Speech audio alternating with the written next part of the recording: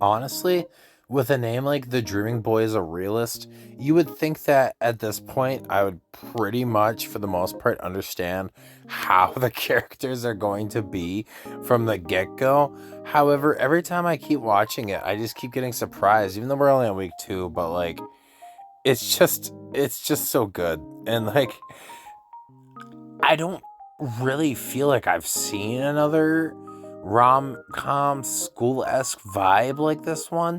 Like the characters are all like they are how do I say this? They're all like involved in the plot and there's always like something kind of sidely going on, but at the same time there isn't much going on. If that makes any sense, I'm thoroughly enjoying that piss out of this thing. So with that all getting out of the way, let's talk about this week's episode because like there kind of was a lot going on. We start off in the very first scene, legitimately like shot for shot from the landing of the last episode. So Wataru is sitting in class and realizing that the girl he likes, Aika, is alone because of the fact that he was with her all the time, so nobody could really approach her.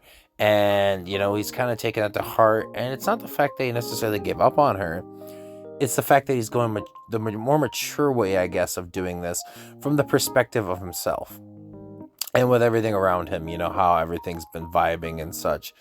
So he kind of like flashes back on it.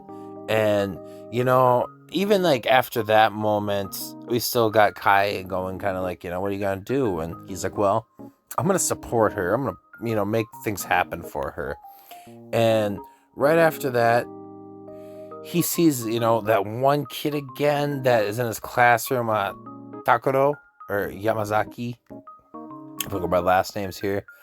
And so he goes and he kind of just leaves class and he's like, just kind of daydreaming. And he runs into the morals and, what is it? Morals and, oh my goodness, I am not going to remember this. The Morals and Discipline Club team member. And apparently she's a pretty big person in the school because like everybody knows her.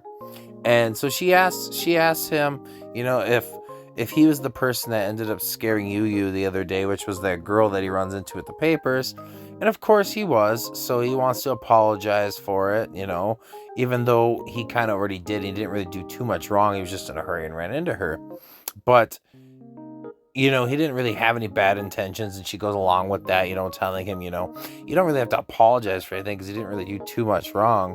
And so right after that, she tells him that she kind of wants him to come with her and talk to him later on at some point because she doesn't know what to do with her underlings and everything because they all lose confidence after a while, even though they're really strong people, and that you shouldn't take it personally because that's just her personality. She kind of hates men, but it is what it is.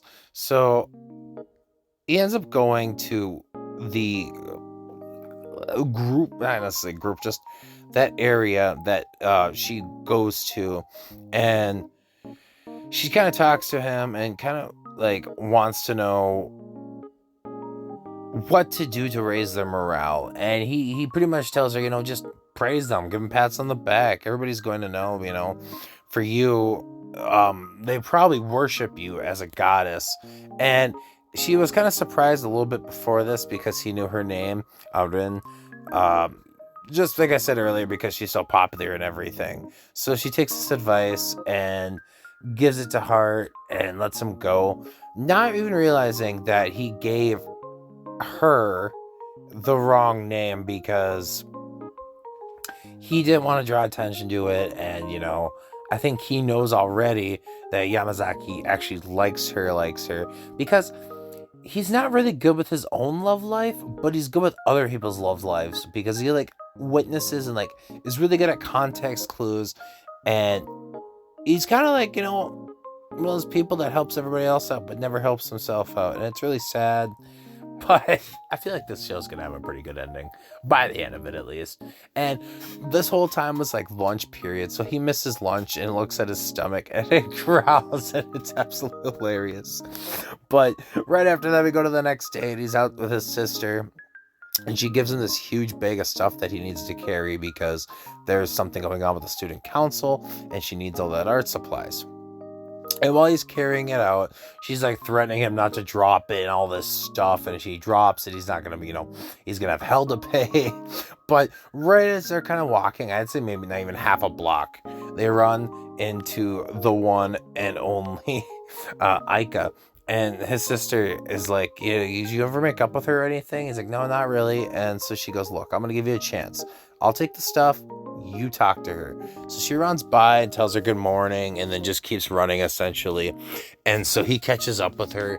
And they don't really talk too much per se because, well, they're in this awkward state right now where she kind of obviously likes him still to this point. But he's given her space because from his perspective and the way that she gave her feelings, obviously he thinks that she hates him. But right after that, we get to school, and before they can even really talk about too much, Kai comes around the corner and is like, look, man, the morals and discipline committee lady is here and she is pissed off. You need to figure something out. So before anything can happen, he tells the girls to go in first, but that doesn't work because she comes out and she's with Yu, and she's pretty much just asking him why he lied about his name and to meet her in the class yet again in a little bit.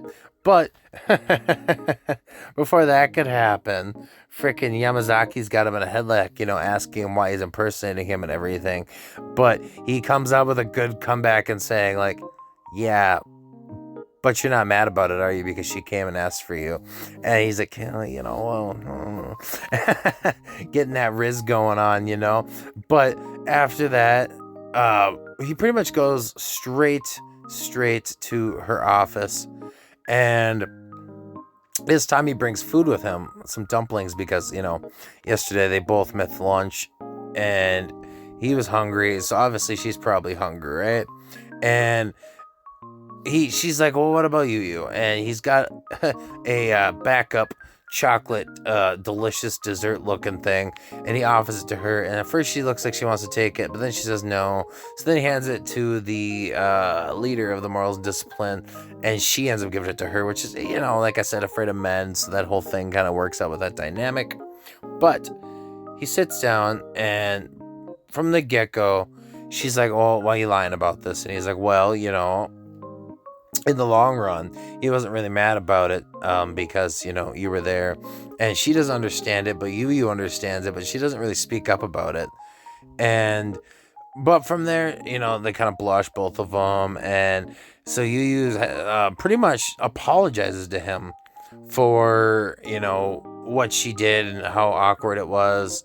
And from what I get from it, she's pretty much trying to say that she wants to be better at talking to men. And he kind of just got this almost disappointed look on his face about it. But right after that, they pretty much disbanded, knowing the fact that she's going to try talking to men, and he apologized for saying the wrong name, and everything's kind of going back to normal. We get back to class, and Ika is talking to a bunch of girls. We're talking 4 or 5 of them, and they're all bonding really well, and everything's going good. He feels really proud of himself, and I feel good for him too. If that's what she wanted, that's what she's getting finally. And right after that, his sister texts him and says, you need to come to student council after school. I got work for you, because I guess the student council is getting really behind, and they got a bunch of stuff this summer, and they need him to write this I guess not. I'm trying to think. It's not like a syllable or anything like that. It's just his packet, and he's really good at it apparently. But you get to kind of see a glance of all the student council members. They all kind of look like what you expect, pretty boys, pretty nerdy boys. And he gets it done really quick, and it's really good. And they all kind of praise him. And he kind of asks his sister if he has to come back again tomorrow. And she's like, yeah, you know what? I'll buy you a big porno mag, a big one, if you come back tomorrow. And so, he'll consider it because teenage boys, big porno mags, why the fuck not? But after that, his sister pretty much calls him gross, even though the fact that she's the one that offered it to him. So, there's a little hypocrisy in those lines. But right after that, we get to see Yu and Rin outside, and she's kind of like, saying that, after that apology, the look in his face was kind of disappointing, and she feels like she angered him. But Rin pretty much apologizes again to her, and says not necessarily apologizes, but uplifts her like he gave advice to do, and says, look, it's okay, you're getting over this, everything's gonna be cool, you're a good person. She kind of gets you all hyped up, but now she's curious as to the fact of why he had the disappointed look on his face. So right after we flash back to class, and all these classmates are asking if they can go to Aika's house this next weekend and meet her little sister and just have cookies and cake and everything. But right after that, everybody asks if Wataru is coming, and then of course, Aika's like, yeah, well, guess what? I won't let you anywhere near my little sister. And he's like, yeah, I kind of figured. I'm not going anyways. I'm not a high enough level.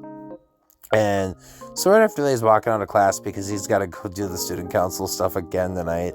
And he also did it in the morning. This guy's busting ass. He's doing student council, fixing everybody's lives, and then going back to student council and dealing with the discipline lady too on top of it. This man's just busy as shit.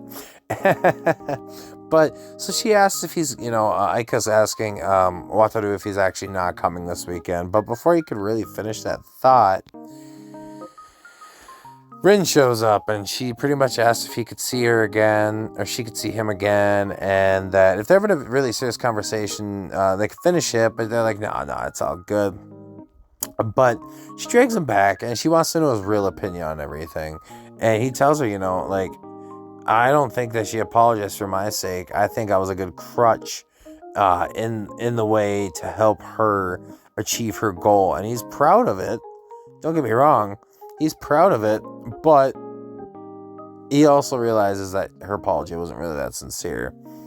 But I'm really glad, he's pretty much really glad that everything's going to be working out. And she agrees and pretty much tells him he's good at reading people.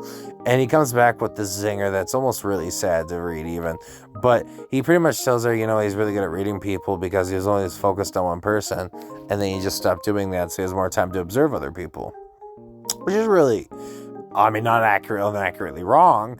And right after that, he leaves. But Rin looks like she has to tell him something. And I don't know if it's going to be like that she likes him or that she needs him in the council or what it is going to be. But we drop that subject matter. And then we get our credits. And then we get the nice after scene where we're all at Aika's house. And from what I can tell, it's the girls and this one boy that harassed him. And then for some reason, Wataru actually went, and they're all talking to her little sister, and she's being all cute and giving them desserts and passing things out, and everything's going great. And right when we get to our boy, he says, obviously, like, hey, I'm Takadaki, and she's trying to pronounce it, things aren't working out. And right after that, we get this look on her face of just sadness, and pretty much says she's gonna eat him, and that's the end of the episode. Well, all in all, I thought it was yet again another solid episode. This show is so good. I can't really gripe with it because sure, it's a little hard to review it because there's just so much going on, and I'm pretty sure I might have screwed that up at the end there because I kind of just went by and zip. It might not have been our boy, but either way, I really enjoyed this episode. I think the show has a lot of potential to go along with it, and it's gonna be amazing times to watch and review, especially with this season. Like, I've been saying this so much lately, but this season's really good. Unlike regular seasons where it's like, yeah, I know there's gonna be some good stuff. This season was like, there's a few good ones and a few that I just kind of added to my list and hoped that they were really good. Well, this is one that I added to my list and hoped it was really good, and it is fulfilling all of those things. So, with that all being said, I highly recommend this episode. And if you don't mind leaving a like, it means a lot to me. And if you're feeling real generous, hit that subscribe button. I upload 2 to 3 times a week. I'm back on schedule. I usually do 2 reviews, and I'm trying to do something where it's a little different once a week. And I have fun with it. So, it means a lot for your support. But with that being said and out of the way, thanks for watching. This has been Squids, and we'll see y'all in the next video. Peace.